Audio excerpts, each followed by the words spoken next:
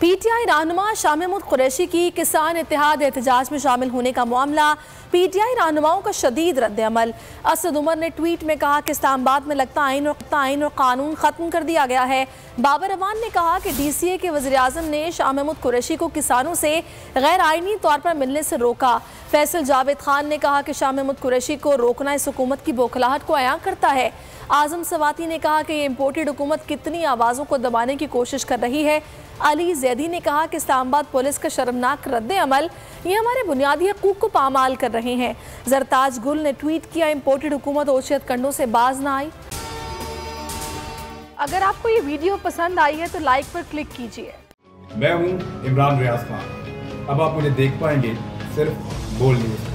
इमरान रियाज खान साहब जो हैं वो बोल फैमिली का हिस्सा बन गए हैं। बड़े अरसे बाद किसी चैनल ने हौसला किया है, तो मुझे ऐसा लगता था कि हमें बोलने की इजाजत नहीं मिलेगी, लेकिन बोल ने डिसाइड किया कि बोलने की इजाजत वो लेकर देंगे। मुझे बोल की एक चीज बहुत अच्छी लगी कि बोल ने कैटेगोरिकली कहा कि जो करना है करो, हमने अपना कोई बंदा नहीं निकालना।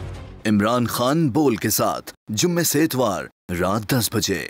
सबसे ज्यादा व्यूज, सबसे ज्यादा रील्स और सबसे ज्यादा रेटिंग के साथ बोल अब भी नंबर 1 पोजीशन पर बरकरार। सब्सक्राइब करें और बेल दबाएं ताकि कोई खबर रह न जाए।